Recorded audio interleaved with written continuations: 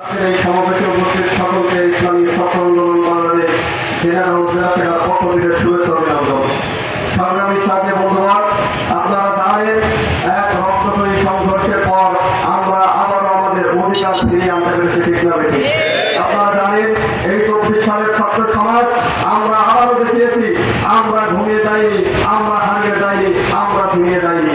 কিভাবে বুকের তাজা রক্ত ঢেলে কিভাবে নিজেদের অধিকারকে ফিরিয়ে আনতে হয়, কিভাবে নিজের অধিকারকে পরিষ্কার করতে হয়, এই 24 সালের ছাত্র সমাজ আমরা আবারও সেটা প্রমাণ করেছি। অতএব আমরা আজকে দীপ্ত কণ্ঠে বলতে চাই, আমার যদি কোনো শক্তি, আমার যদি কোনো অপশক্তি আমাদের অধিকারকে ছিনিয়ে নেওয়ার সত্য দেখেন, আমরা যদি আমাদের অধিকারকে হরণ করার দুঃসাহস দেখান, তাহলে তাদের কঠিন জবাবের মাধ্যমে আবার তাদেরকে পতন ঘটানো হবে। ছাত্র সমাজের পক্ষ থেকে আমরা বলতে চাই, অতএব আমরা আপনাদের প্রতি উদাত্ত আহ্বান জানাই, আপনারা সবাই আসেন, ইসলামী আন্দোলনের ছায়া করে আসেন, ইসলামী আন্দোলনের পতাকা ধরে আসেন, সবাই হাতে হাত মিলিয়ে কাঁধে কাঁধ মিলিয়ে এদেশটাকে ইসলামের একটা সমাজ প্রতিষ্ঠা করি, একটা ন্যায় নিষ্ঠা এবং শান্তির দেশ আমরা গঠন করি। এজন্য আমাদের সংকল্পবদ্ধ হতে হবে এবং আমরা ইতিমধ্যে লক্ষ্য করেছি এই পরাজিত শক্তিরা আরো বিভিন্ন জায়গায় বিভিন্নভাবে আমাদের এই অর্জনকে নস্যাৎ করার পরিকল্পনা করছে। আজকে এই সমাবেশ থেকে বলতে চাই, আরো যদি কোনো অপশক্তি মাথা চাপা দেওয়ার চেষ্টা করেন, তাদের মাথাকে ভেঙে দেওয়া হবে। যদি আমার কোনো শক্তি আমাদের উপরে কারো হাত দেখানোর চেষ্টা করেন, তাদের ওই হাতকে ভেঙে দেওয়া হবে। অতএব আর আমার জমিনে কোনো অপশক্তি প্রশ্রয় দেওয়া হবে না, আর আমার জমিনে কোনো অন্যায়কারীদের স্থান দেওয়া হবে না।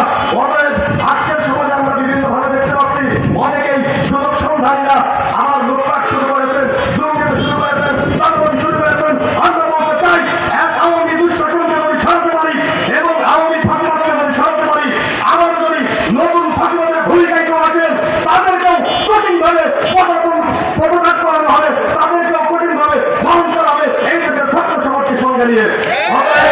আমি ইসলামী আন্দোলনের প্রত্যেকটা কর্মীকে বলতে চাই, পাড়ায় পাড়ায় মহল্লায় মহল্লায় ইসলামী আন্দোলনের দুর্গ করে তোলেন, যেন আগামীতে যে কোনো পরিস্থিতিতে যে কোনো অপশক্তির বিরুদ্ধে ইসলামী আন্দোলনের নেতৃত্বে প্রত্যেকটা দেশের পাড়া মহল্লা থেকে আমরা গড়ে তুলতে পারি এবং আমরা দেশের প্রত্যেকটা স্থানে ইসলামী খেলাফত প্রতিষ্ঠা করতে পারি। এজন্য আমাদের ঐক্যবদ্ধ থাকতে হবে এবং বসে থাকা চলবে না।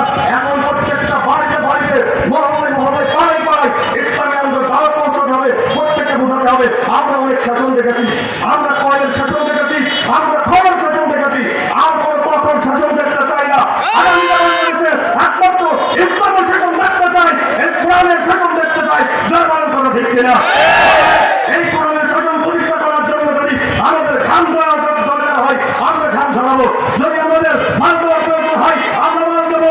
যদি আমাদের জীবন দেওয়ার প্রয়োজন হয়, তবু আমরা জীবনের বিনিময়ে ইসলামী আইন প্রতিষ্ঠা করেই ছাড়বো ইনশাআল্লাহ।